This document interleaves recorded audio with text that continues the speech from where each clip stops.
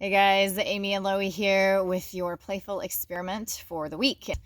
This week, your playful experiment is to do a funeral. All right, sounds drab, but I actually think it's going to be really, I think, fun, nourishing too. There's lots of room for playfulness in this one. So you're going to, let me give you the nuts and bolts. You can think of things that have died in your life, okay? Maybe a relationship has died, but things that have died, okay? Metaphorical deaths. Doesn't have to be a literal, like, well, my grandfather died or whatever. We've already given space to those kind of things usually, but we're trying to fish for a funeral that we don't usually give space to, and a funeral that is actually a little more specific to us. So even if you decide to do your funeral about a relationship that died and you no longer have that relationship in your life, I would like you to pick something about yourself that has died that pertains to that. So yes, the relationship, but like the part of me that was X, Y, or Z with them, or the part of me that believed we were really going to be best friends forever, or whatever. That part of you is the thing that we're going to do the funeral for, so that it has like this touching your heart feel, because we're going to get in there and be sweet to the part of you that is mourning that, okay? Because really, if you're honest, there is, anytime a part of you dies, there is some mourning for it. But there can also be some joy and excitement for it too, because, new beginnings. And when a part of you dies, there is mourning and equal amounts of like excitement and newness and growth ready to happen. Just like a forest burns down, like that's kind of a good thing. It's sad, but it's also a good thing. It like allows all this new growth to happen. So another little twist that you might want to take on this is maybe you want something in your life to die. Maybe it's not something that already has. Maybe the thing that you really want to do a funeral about is something that you want to die, a part of yourself that you want to go ahead and let go of. And like, this will be your process. This will be your process of like saying it out loud and letting it go. All right. So whichever angle you pick, but that's, another possibility. You're going to do this funeral style. So you might gather things before you meet up with your buddy for the week. And maybe you choose to be sitting on a certain bed that you first had the phone call with that relationship person, or where you first had the idea, or where you sat around, being that person that you once were. And you want to like commemorate that by, having this funeral on that bed where you had all your thoughts that were, that person that is now dead. Or maybe you want to like bring items, items to the funeral, things to burn, things to toss and scatter to the wind, but things that represent that part of yourself that died. And that will be a way of releasing it.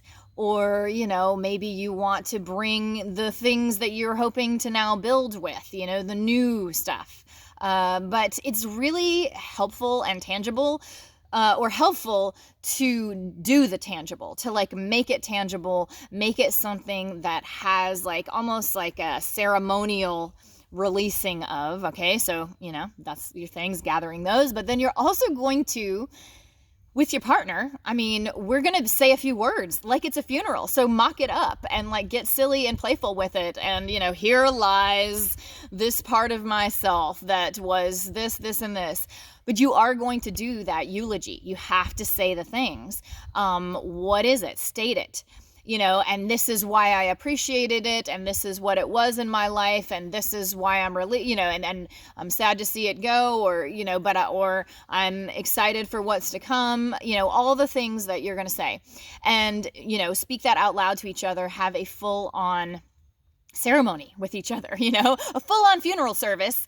And, you're going to be there and witness in a loving, supportive way. And in this beautiful, like, wow, I got to see a human moment, just like real funerals, they are such beautiful human moments. And this is a very interpersonal one that's like intimate with somebody's deep inner self, of a part of them that's dying. And you're going to get to witness that with each other, so like honor that as you're doing that. So here is like some examples from us. We'll do ours because I think that's the best way for you to kind of see how this plays out. Me first or you first? You first. Okay, always. That's fine. So for me,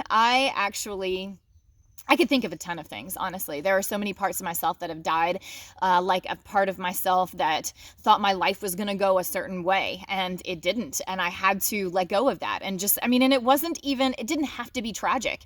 It could have been or was, like a release, like, oh, and guess what? Like, I thought my life was going to be like this, and I thought I would have certain things this way and that way, whether it's, partners or jobs or certain things like that. And it just didn't happen that way. And so, like, all right, let me release this. Let's let it die. Let's let it die so that I'm not carrying around this like lifeless thing that's not actually my life anymore. So I've done things like that. But the one that I picked to do for this exercise, even more so than those, was the twist that I was talking about, where I wanted something to die. I was in a group where somebody asked a question. What is something that you've always wanted to explore but never allowed yourself to do it? And someone in the group was like, being mean. And I was like, whoa, there's so much heat to that, I really understood what they meant. And I was like, ooh, being mean. Yeah, okay. I want the part of myself that feels that it must be nice or play nice all the time, that feels the like imperative that it's like a rule to be nice or polite. I want that part to die. So the funeral I did was like, okay, let me call it out. There has been this part of me that has wanted to be nice, or that has been taught to be nice. And back, when I was younger, my teachers, my parents, they all taught me about this part, this being nice that you had to do, that you needed to do, that would help you out so much. And it did actually help me out to some degree to feel like I belonged. There were times when being nice got me a pat on the back, and, it made me feel like people liked me, or it made me feel like I was okay and I wasn't being outcast.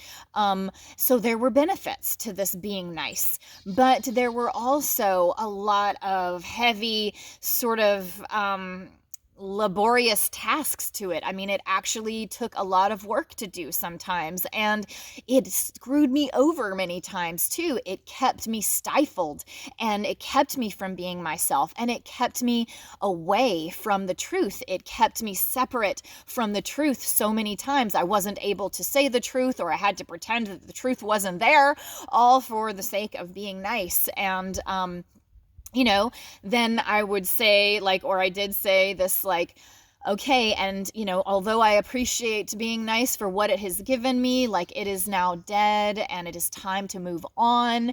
And I don't think I need it anymore to feel okay and to feel like I'm not an outcast. I have more self-worth than that, more self-love than that, more confidence. I don't need being nice for belonging or feeling safe anymore, or feeling like I'm an okay person. I don't need to feel like a good girl, or like being good or being righteous is the only thing that keeps me valuable. I just don't need that anymore.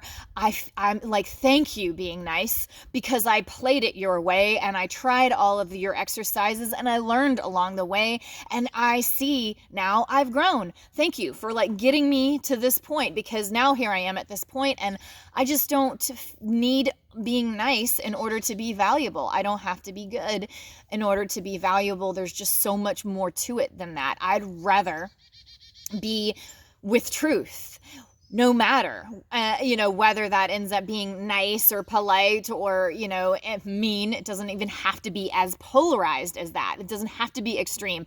It's just truth, and that I just am valuable and I don't have to do these extremes or label myself as these extremes in order to have that valuable feeling like I'm okay on my own without it, So whoosh, I let you go. I'm done with the nice. And that's my funeral. So, or at least the recap of my funeral.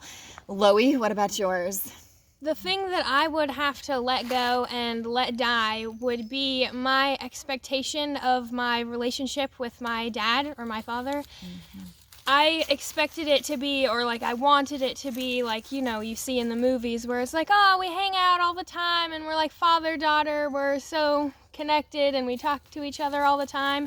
And that's not really what the relationship is with me and my dad. So I have to take that part of me that's oh, I really want that really sweet, tender-hearted connectedness with that person, and I'm just gonna have to let it go, because I've realized at this point that no matter how much I try, it's not going to be that.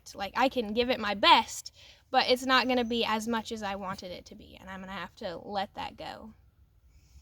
Yeah, and maybe then again that gives room for you to celebrate a new definition. Or the celebration is in okay, and so I'll get myself a new definition. And I'm just saying that because when I had to let go of my ideas of how my life would be, mm-hmm. there was definitely sadness to it, for sure. And even oh God, my life didn't turn out the way I thought. Can I trust anything? Or am I totally a failure, or did I mess it up, or is it, unsalvageable?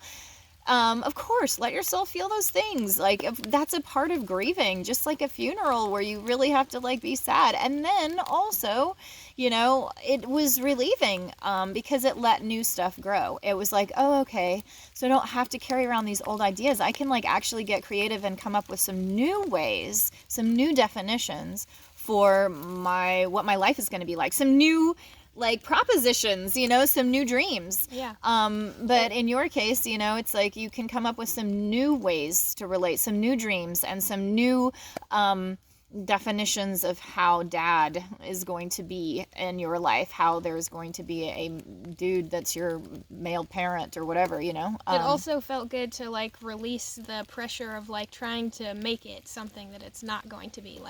Oh, it's not the sweet thing, I have to do something to try and make us be more connected. And it's it's nice to release that pressure of come on, make it happen, Yeah, absolutely. That's what I felt like too. Starting to rain on us. A funeral. I don't know if it's a funeral, although yeah, in movies there's rainy funerals. But that is our cue to go. So there you go. Try doing a funeral. It is sweet, playful, or it doesn't have to be. It can be just really an important cathartic moment instead. So do your funeral with each other and enjoy.